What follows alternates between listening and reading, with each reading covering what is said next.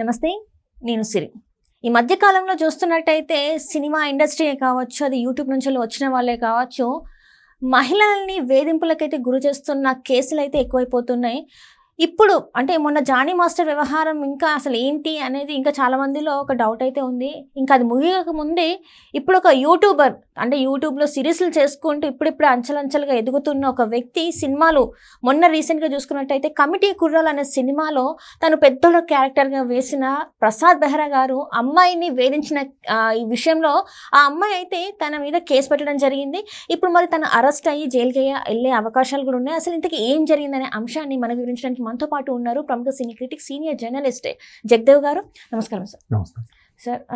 అసలు ఈ సొసైటీలో అమ్మాయి అంటే చాలా వరకు చిన్న చూపేమో అని అనిపిస్తుంది సార్. దట్టు ఇంకా ఇండస్ట్రీలో అయితే ఇంకా అమ్మాయిలు కదా, వీళ్ళు నోరు తెరిచి ఏది మాట్లాడలేదు, ఏది చెప్పలేరు. ఎందుకంటే అప్కమింగ్ కాబట్టి వీళ్ళు ఎదగాలంటే మేము ఇలా చేస్తే చేసినా కూడా ఓకే అయిపోతుంది అనుకుంటారేమో అని చెప్పేసి కొంతమంది ఒక టైప్లో బిహేవ్ చేస్తూ ఉంటే అది కరెక్ట్ అంటారా? అవన్నీ ఏం కాదు, అమ్మాయిలు కాబట్టి చెప్పుకోలేరు కాబట్టి మేము ఏం చేసినా నడుస్తుందని వీళ్ళు ఇలా చేస్తున్నారు అనుకోవాలి, ఏంటి అంటారు సార్? అసలు ఈ విషయంలో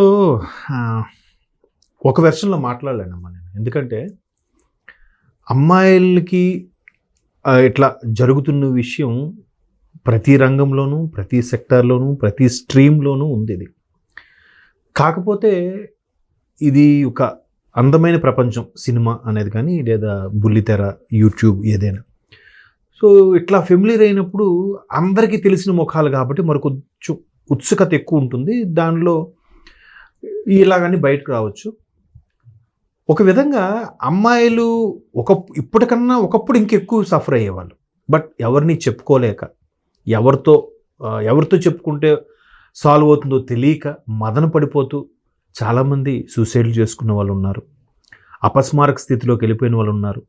చెప్పా చేయకుండా ఇంటి నుంచి పారిపోయిన వాళ్ళు కూడా ఉన్నారు. ఇట్లాంటివి ఎవరిని అనలేక.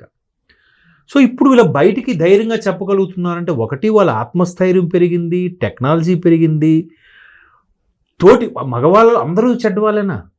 మంచికి సహకరించి నువ్వు కంప్లైంట్ ఇవ్వి, వాడి మీద చెప్పు, నేను ముందు నువ్వు వెనుకుంటా అని చెప్పే వాళ్ళు కూడా ఉన్నారు అలా ఉండబట్టే ఈరోజు వీళ్ళు బయటికి వస్తున్నారు కదా.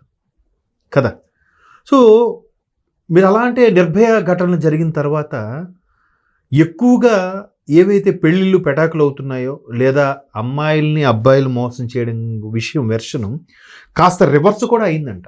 తెలుసా మీకు విషయం? రివర్స్ అంటే ఒక 49-51% కూడా వేసుకోండి పోనీ కనీసం. అంటే సెక్షన్స్ కూడా చేంజ్ అవ్వడం. వీళ్ళు రివర్స్ గా వాళ్ళతో మొన్న రీసెంట్ గా మన బెంగళూరు అతన్ని చూసుకుంటే సూసైడ్ చేసుకున్నాడు. ఆయన 1.5 hour వీడియో తీసేసి నా భార్య వల్ల ఎంత, వాళ్ళ ఫ్యామిలీ వల్ల ఎంత ఇబ్బంది పడ్డాడో, డబ్బుల విషయంలో ఎంత తను సఫర్ అయ్యాడో, తను అంటే కేసుల గురించి అక్కడికి అంటే బెంగళూరు టు ఏదైతే తన కోర్టు అక్కడికి తిరగడం, అది ప్రతి ఒక్కటి వివరించి చెప్పడం.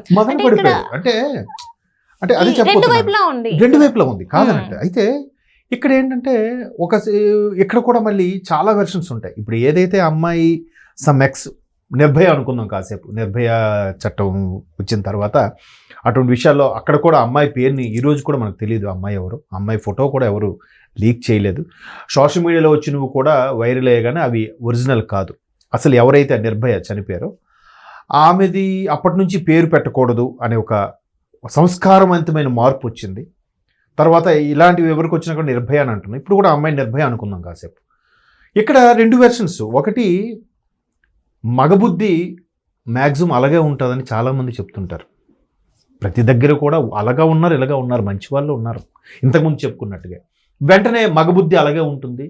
పైగా ఇండస్ట్రీ అన్నాక హీరో బేస్ మీద నడుస్తుంది కాబట్టి మగవాళ్ళకి ఎక్కువ ఆధిపత్యం ఉంటుంది.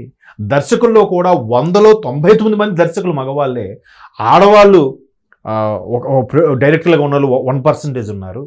ప్రొడ్యూసర్స్ కూడా మ్యాక్సిమం మగవాళ్ళే, పర్సంటేజ్ తక్కువ. కాబట్టి మగ ఆధిపత్యం, మగ చలామణి అయ్యే ఇండస్ట్రీ ఎక్కువ కాబట్టి ఈ అరాచకాలు ఇవి కామనే అనేవాళ్ళు ఉన్నారు. దాన్ని నొక్కి ఒక్కానించి ఆ అరాచకం వల్లే, ఆ మగ పెత్తనం వల్లే ఇవన్నీ జరుగుతున్నాయని చెప్పి వాదించే వాళ్ళు ఉన్నారు. అయితే ఇక్కడ ఇంకో యాంగిల్లో అప్పుడప్పుడు ఎదుగుతున్న వాళ్ళ మీద ఊరికే అలాగా చేసేవాళ్ళు కూడా ఉన్నారు. ఇప్పుడు జానీ మాస్టర్ విషయం తీసుకోండి. ఎప్పుడో ఇంతకుముందు ఆమె మైనర్గా ఉన్నప్పుడు కూడా జరిగిందంట. ఆమెకు నిర్భయ, ఆమె పేరు అనవసరం. మైనర్గా ఉన్నప్పుడు జరిపితే ఆవిడ ఎంతవరకు ఎందుకు చేసింది? మైనర్ మేజర్గా మారి కూడా 4-5 ఏళ్ళు అయిపోయింది ఆవిడ. మరి 5 ఏళ్ళలో ఎందుకు కంప్లైంట్ ఇవ్వలేకపోయింది ఆవిడ? అంటే ఆయనకి నేషనల్ అవార్డు వచ్చిందనా? ఒక జాతీయ స్థాయి ఉత్తమ కొరియోగ్రాఫర్గా మారాడనా? లేదా ఈమెకి అవకాశాలు ఆయన చెడగొడుతున్నాడనా? లేకపోతే ఈమె అవకాశాలు ఆయనే తీసుకుంటున్నాడనా? కారణాలు ఎవరి వెర్షన్ వాళ్ళకు రీజనబుల్గా అనిపించవచ్చు. ఇక్కడ కమింగ్ టు ద పాయింట్, ఈ ప్రసాద్ బెహ్రా ఈయన నాకు నిజంగా ఓపెన్గా చెప్తున్నా, కమిటీ కుర్రాళ్ళ సినిమా చూసినంత ఎదుబ్బా ఈయన ఎవడు క్యాజువల్గా న్యాచురల్గా చేస్తున్నాడే. ఒక పెద్దోడ అంటే మన పక్కింట్లో ఊర్లలో అలాగే ఉంటారు, పెద్దోడ చిన్నోడు అంటారు ఇంట్లో ఇద్దరు ఉంటే, లేదు మావోడు మా పెద్దోడేటరా మా చిన్నోడేటరా ఇలాగ మాట్లాడుకుంటారు. సో ఆ సినిమా ఆద్యంతో పెద్దోడు అనే క్యారెక్టరే బాగా ఫెమిలియర్ అనమాట. అంటే ఒక్కొక్కరికి ఒక్కొక్కటి క్యారెక్టర్ బాగా ఇచ్చినా కూడా పెద్దోడు ఎలివేట్ అయినంతగా ఆయనకు ఒక హీరోయిన్ లేదు, ఏదో భారీగా ఒక క్యారెక్టర్ చేశారు తప్ప పెద్దగా ఆయన గురించి సాంగ్స్ లేవు. కానీ అలా గుర్తింపు తెచ్చుకున్నాడంటే ఎంత మంచి టాలెంటెడ్. అరే ఎవరైనా అంటే చెప్పారు ఇతను యూట్యూబర్ మంచి ఫెమిలియర్ అయినా యూట్యూబ్లో సిరీస్ అయితే 2 parts వచ్చేసింది. దానికి తోడు ఆ టైమింగ్ కూడా అమ్మా చాలా క్యాజువల్గా ఏదో షూట్ జరుగుతున్నట్టు అనిపించదు. ఏదో వాళ్ళ ఇంట్లో జరుగుతున్నది కెమెరా పెట్టారేమో సీక్రెట్గా, ఇది బిగ్ బాస్ టైప్లో అలా అబ్బా బాగా చేశాడు. సో అలా చేస్తున్నాడు కాబట్టి ఇప్పుడు ఇదిలోకి వచ్చిందా? మీరు ఈ మధ్యకాలంలో చూడండి, ఎవరికైతే ఒక్కసారిగా హైప్ వస్తుందో ఇమీడియట్గా ఇట్లాంటివన్నీ బయటకు వస్తున్నాయి. అంటే హైప్ రావడం వల్ల ఓకే ఈయన బాగుపడుతున్నాడు కాబట్టి ఈయన చేసిన ఏవైతే తప్పుడు పనులు ఉన్నాయో అవి బయట పెట్టాలనుకుంటున్నారా, లేకపోతే అది కూడా అయ్యుండొచ్చు. ఇప్పుడు జనరల్గా నాకు నా ఆలోచన పరిధికి నా చిన్న బ్రెయిన్కి నాకు తట్టింది ఏంటంటే, ఫర్ ఎగ్జాంపుల్ ఒకటి చూడండి, ఒక దగ్గర ఒక కుక్క కరిచి ఒక బాలుడు చనిపోయాడనంటే నెక్స్ట్ 15 రోజులు ఇంకా దాని మీద న్యూస్ ఉంటుంది. చూడండి, పలానా ఊర్లో ఒకేసారి కుక్క 9 మంది కరిచింది, పలానా దగ్గర 2 ఆడపిల్లల్ని కుక్క కరిచి పారిపోయింది, పలానా దగ్గర పిచ్చి కుక్క ఇలా తిరుగుతుంది, ఇంక ఇదే న్యూస్ ఉంటుంది. అంటే అంతవరకు ఆ న్యూస్ ఎక్కడ కనపడలేదా? లేదా ఆ న్యూస్ హైలైట్ అయింది కాబట్టి దాన్ని అంత వైరల్ చేస్తున్నారా అనేది నాకు ఇప్పటికీ డౌటే.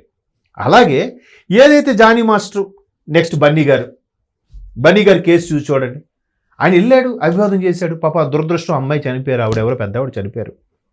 ఇంకా అది ఇప్పుడు ఆయనకి ఇంకా థియేటర్ నుంచి కూడా నరుక్కుంటూ వస్తున్నారుగా, థియేటర్కి రద్దు చేయాలి అసలు. అంటే ఒక వెర్షన్లో ఇంకోటి ఎవడు అలా వచ్చి తప్పు జరగకుండా ఉండడం కోసం చెక్ పెట్టేలాగా ఉంది, ఇంకో వెర్షన్లో ఏంటి ఈ అంశం ఈయనకే చుట్టుకుంటుంది, ఏంటి ఈయనకి శాపం అన్నట్టు కూడా అనిపిస్తుంది కదా. ఆ తర్వాత ఎవరు యూట్యూబర్ షణ్ముఖ్, అట్లానే పక్కింటి కుర్రోడు అతను కూడా మనం చూస్తే సాయి. ఆ తర్వాత ఆయన పేరు యూట్యూబ్ ఇంకో సాయి కూడా ఉంటాడు కమ్మా, ఆయన పేదవాళ్ళకి డబ్బులు పంచుతూ ఉంటాడు మన ఈ మధ్య, హర్ష సాయి. ఆయన కూడా ఇరుక్కున్నాడుగా, ఆయన ఎక్కడో దుబాయ్ వెళ్ళిపోయాడని, గోవా వెళ్ళిపోయాడని, తర్వాత వచ్చాడని ఇంటర్వ్యూ చేశారు. ఆయనకి సపోర్ట్ చేసిన ఇంకొంతమంది యూట్యూబర్లు కూడా పోలీసు వాళ్ళు అదుపులోకి తీసుకోవడం కూడా జరిగింది. మనం చూసాం, నా మిత్రుడు కూడా ఒకరిని అరెస్ట్ చేశారు, పేరు అనవసరం చెప్తున్నాను. అంటే ఇట్లాంటివన్నీ కేసులు చూస్తుంటే పరిణామాలు ఒక విచిత్రంగా అనిపిస్తుంది ఒక్కొక్కసారి. నిజంగా తప్పు చేసుండొచ్చు, కాదనట్లేదు. ఈ బ్లాక్మెయిల్ రాజకీయాలు కూడా ఉన్నాయిగా, బ్లాక్మెయిల్ కూడా జరుగుతున్నాయిగా. దీనికి పూర్తి ఆధారాలు ఏంటి? కేసు నమోదు చేసినప్పుడు పూర్తి ఆధారాలు ఉన్నాయా? అవన్నీ ఉంటే అవి అవుతున్నాయా? నిజమేనా కాదా? ఈవెన్ రాజ్ తరుణ్ కూడా కదా, హీరో రాజ్ తరుణ్ ఇప్పుడు ఏమైందమ్మా ఇష్యూ? ఎందుకు ఆ అమ్మాయి ఆయన్ని దక్కించుకుందా, లేదా రాజ్ తరుణ్ కాంప్రమైజ్కి వచ్చారా, లేదా ఇంకా కేసు పెండింగ్లో ఉంది కాబట్టి మనం లైట్ తీసుకుంటున్నామా, లేదా మనమే మర్చిపోయామా? చెప్పండి. అంటే అది కొన్ని రోజుల పాటు కొనసాగింది. రాజ్ తరుణ్ విషయం అయితే కొంతమంది లేదు ఈ అమ్మాయి డబ్బుల కోసం ఇలా చేస్తుంది అనే వాళ్ళు ఉన్నారు. ఒక ఆయన ఎవరో యాంకర్ లైవ్లో మాట్లాడిన ఆయన కొట్టేసింది కూడా, నువ్వు ఎందుకు అలా బిహేవ్ చేసావంటే. అంటే ఎవరు తప్పులో వెళ్ళి చూపిస్తే కొట్టేస్తారా? ఆన్సర్ లేనప్పుడే బూతులు వస్తాయి, ఆన్సర్ లేనప్పుడే చేసుకోవడం ఉంటుంది, చెప్పడానికి మాటలు లేనప్పుడు.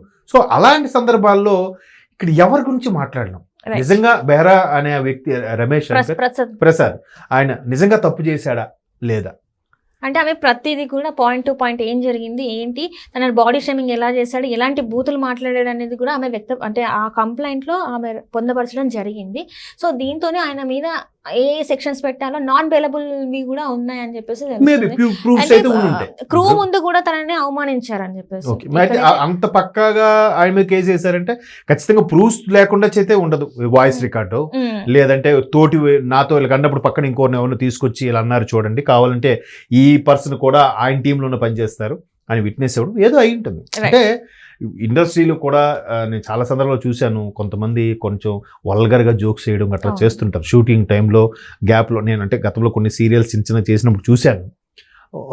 ఇలాగా వాళ్ళు సరే వాళ్ళు వాళ్ళ లైట్ తీసుకుంటే ఓకే, లేదంటే ఇదేంటి ఇలా బిహేవ్ చేస్తానని చెప్పి యూనియన్లో కంప్లైంట్ చేయడం, ఇంకొంతమంది ఇంకా ముందుకు వచ్చి ఇట్లా కంప్లైంట్ చేయడం జరుగుతుంది.